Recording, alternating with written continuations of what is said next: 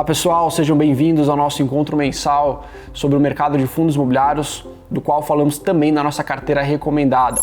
Meu nome é Adriano Marinelli, eu tô aqui com o Matheus Oliveira. Fala pessoal, tudo bom? No mês passado, abril de 2021, tivemos alguns eventos que impactaram o mercado de uma forma geral. Lá fora, nos Estados Unidos, por exemplo, a gente teve não só a aprovação, nos últimos meses daquele pacote fiscal de 1,9 trilhão de dólares, mas também uma melhora no cronograma de vacinação dos Estados Unidos, que fez com que grande parte dos índices globais fossem muito bem no mês passado, inclusive o S&P. E uma outra perspectiva que ajudou até um pouquinho os mercados emergentes, como por exemplo aqui o Brasil, muito por conta de um câmbio depreciado, que meio que netou esse negócio, foi por conta da questão do uso dos recursos para financiar esse pacote fiscal provenientes do aumento de tributos, impostos, por exemplo. Então, isso fez com que aquele aumento na Treasury de 10 anos que nós vimos há 2 meses, no mês passado, caiu um pouco. Então, isso fez com que, lógico, a questão do câmbio também melhorasse aqui para o Brasil, junto com uma percepção de risco, um prêmio de risco menor aqui para o Brasil também. Essa percepção de menor risco aqui para o Brasil veio já de questões mais voltadas às questões fiscais brasileiras. Então, em março a gente teve aquele imbróglio com a questão do orçamento para 2021, a gente não tinha definido exatamente o que ia acontecer com essa questão do orçamento para 2021. Já agora em abril, esse problema ele foi basicamente resolvido, houve uma saída aí para essa questão dos recursos para esse ano. Você teve concessões aí de vários lados das negociações, o Ministério da Economia teve que fazer a sua parte, o próprio Executivo, Legislativo, e se encontrou aí uma saída para esse imbróglio na questão fiscal e na questão do orçamento para 2021. Com essa melhor percepção, lógico, eu acho que a gente ainda continua tendo riscos fiscais para esse ano, mas as incertezas elas melhoraram, e dada essa melhor clareza talvez para 2021, a gente viu o CDS brasileiro, que é o prêmio de risco, caindo, o que fez com que também essa questão do câmbio voltasse para 5,4, 5,5, que em março chegou a 5,7. Então, esses foram os eventos principais para o mês de abril. E agora, nesse mês de maio, Matheus, a gente vai ter o Copom.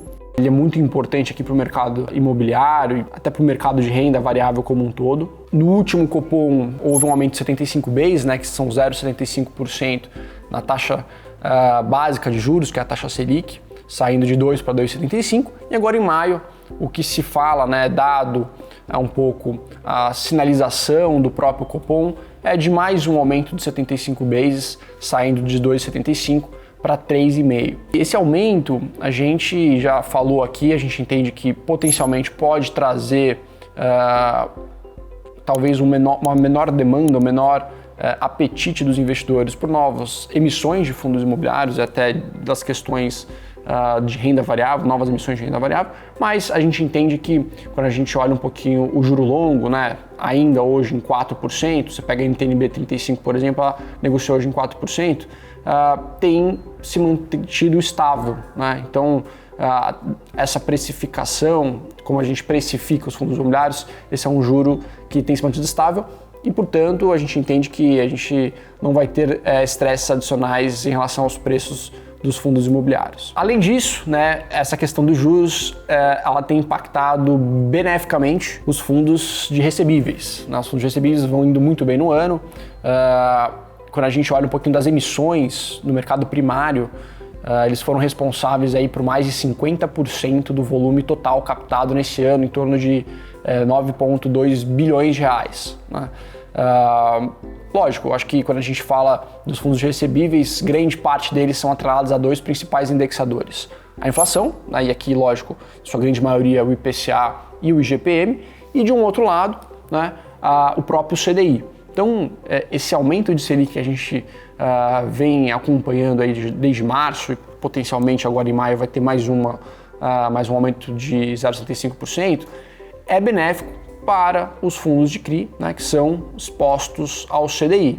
Né? Se a gente chegar no final do ano com potencialmente 5,5%, 6%, algumas casas vem falando de Selic a 6% no final do ano, certamente esses fundos também vão se beneficiar desse aumento lá, lógico, nesse médio prazo. E é o que a gente tem feito, né? A gente fez algumas mudanças nesse sentido, exatamente para captar esse aumento de Selic nesse médio prazo e potencialmente captar esse aumento de taxa nominal desses fundos que vão acabar distribuindo proventos mais graúdos. O Matheus vai ajudar a gente aqui a falar sobre a carteira recomendada, o que aconteceu com a nossa performance do mês de abril e qual foram as nossas mudanças para o mês de maio. É isso mesmo, Daniel. Esse mês a gente, mais uma vez, tivemos uma performance positiva. A nossa carteira subiu 0,77%, enquanto o IFIX apresentou uma variação de 0,51%. A gente segue aí entregando alguns resultados interessantes, né? Aí desde o início do ano a gente, enfim, vem entregando um retorno aí de 2,31%, enquanto o IFIX apresenta queda de 0,31%. A gente tem uma carteira um pouco mais conservadora nesse momento, né, dado as incertezas que a gente ainda percebe que ainda existem no mercado. Então, nossa carteira hoje está formada por 32,5% em fundos de recebíveis, que são aqueles fundos que, enfim, garantem uma exposição à inflação e a essa alta de juros que o Daniel comentou, que tende a ocorrer aí nos próximos meses. Tá? Em termos de galpões logísticos, nós temos uma exposição de 27,5%, que é uma exposição que a gente julga interessante, dado que os 3 fundos que compõem, né, essa carteira são diversificados, com estratégias diferentes e complementares, né, que são o XPLG, o VILG e o HSLG. Além disso, nós temos uma exposição de 25% nos fundos híbridos e também de 15% em lajes corporativas, que é um setor que a gente continua gostando bastante, porém que, enfim, a gente acredita que tende a performar bem aí nos próximos meses, porém a gente vê ainda um pouco mais de receio dos investidores na entrada desse fundo. E, Daniel, queria que você comentasse um pouquinho dessa alteração que nós fizemos. Nós reduzimos a nossa exposição ao CPTS11 e adicionamos no BTCR, né? Só queria que você comentasse um pouquinho qual é o racional que a gente tem por trás, até para o pessoal entender qual que é a nossa cabeça a partir de agora. Vamos lá. Exatamente, né? A gente fez uma alteração na carteira, a gente entendeu que é uma alteração que não muda a estratégia do portfólio, dado que é uma alteração dentro do mesmo segmento, né? Então a gente está sugerindo aqui a saída do CPTS11, que é o fundo da Capitânia de recebíveis, e a entrada no BTCR11, um fundo também de recebíveis, esse do BTG Pactual, basicamente nas mesmas proporções, né? Então, saída de 7,5% da Capitânia, entrada de 7,5% no BTCR, que já tinha 7,5%, né? E, portanto, vai ficar com 15%, está com 15% de peso na nossa carteira. Essa é uma mudança muito mais tática em termos da percepção de um ganho que o CPTS teve, né? Então, desde que a gente colocou ele na nossa carteira no final do ano passado, outubro, se eu não me engano, a gente teve um ganho de mais ou menos 12% no ativo, um retorno de 12% no ativo, contra 2% do IFIX e, portanto, bem acima do benchmark. Então, a gente entende que a gente gostaria de captar esse retorno, né? Colocar esse ganho no bolso e partir para um fundo que a gente entende que ainda tem upside pela frente. Dado que o Capitânia ele estava negociando aí com 7% de ágio em relação ao valor patrimonial e o BTCR11 negociando com deságio de mais ou menos 3%. Né? O Capitânia continua sendo um ótimo fundo, muito bem gerido e certamente tem um carrego muito interessante lá na casa de 11% anualizado.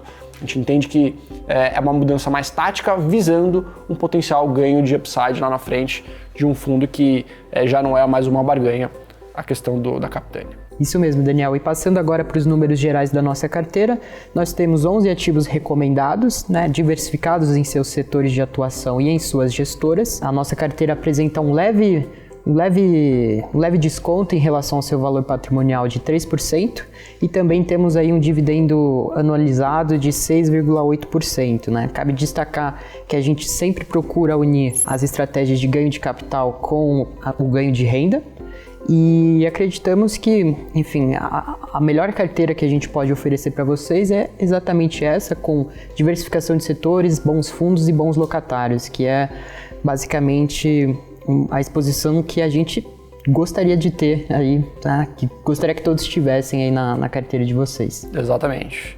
Muito bem, pessoal. Aqui a gente finaliza nosso encontro mensal. Muito obrigado por terem acompanhado. Nos falamos mês que vem.